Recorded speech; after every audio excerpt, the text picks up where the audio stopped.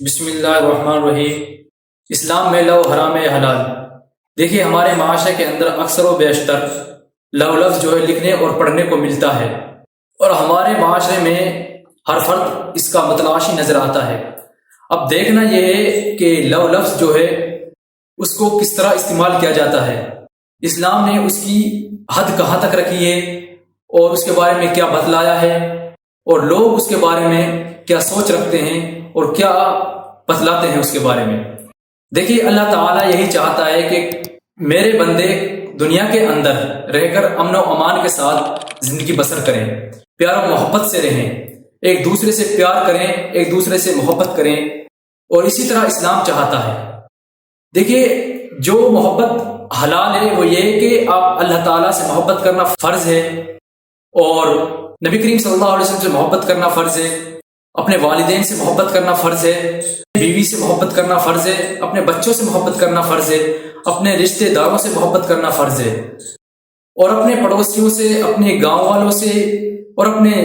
بوڑھوں سے محبت کرنا فرض ہے، جس کی اسلام نے حد رکھی ہے، جس کے بارے میں اسلام نے بتایا ہے۔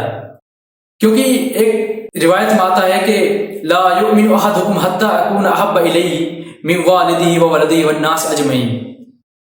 کہ تم میں سے کوئی بھی اس وقت تک مومن نہیں ہو سکتا جب تک کہ تمہارے نزدیک مجھ سے زیادہ کوئی محبوب ہو،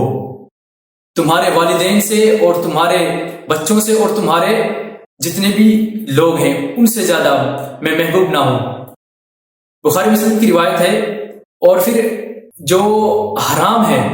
جس کے بارے میں لوگ اپنا خیالات رکھتے ہیں، جو کہ ایک لڑکا اور ایک لڑکی کے اندر جو محبت ہے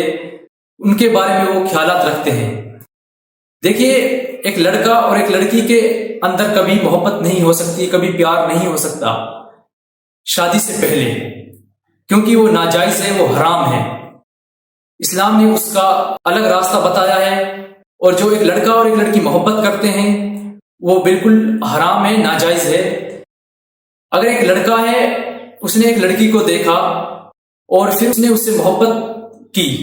اور محبت کرنے کے بعد وہ اسے چھپ چھپ کر باتیں کرنے لگا، باتیں کرنے کے بعد چھپ چھپ کر وہ ان سے ملنے لگا، ملنے کے بعد پھر ان سے قریب آ گیا، اور اسلام نے اتنی اجازت بالکل نہیں دی ہے کہ آپ ان کے قریب آ جاؤ، کسی غیر محرم کے ساتھ آپ بات چیت کرو۔ اسی طرح اگر کوئی لڑکا ہے، اس نے کسی لڑکی کو دیکھا ہے، اور اگر وہ اس کو پسند آ گئی ہے، یا کسی اس کے دوست نے بتائی ہے کسی لڑکی کے بارے میں کہ ایک لڑکی ہے، فلاں لڑکی ہے، آپ ان سے نکاح کر سکتے ہیں، وہ خوبصورت ہیں، تو آپ ان کے گھر پر پیغام پہنچا سکتے ہیں، اپنے والدین کو اطلاع کریں، آپ کے والدین ان کے گھر پر پیغام پہنچائیں۔ اسلام نے جس چیز کی اجازت دی ہے اسی طرح اجازت دی ہے کہ آپ پیغام پہنچائیں نکاح کے لیے، آپ نکاح کریں۔ اور کیونکہ اللہ تعالیٰ ارشاد فرماتا ہے قرآن مجید کے اندر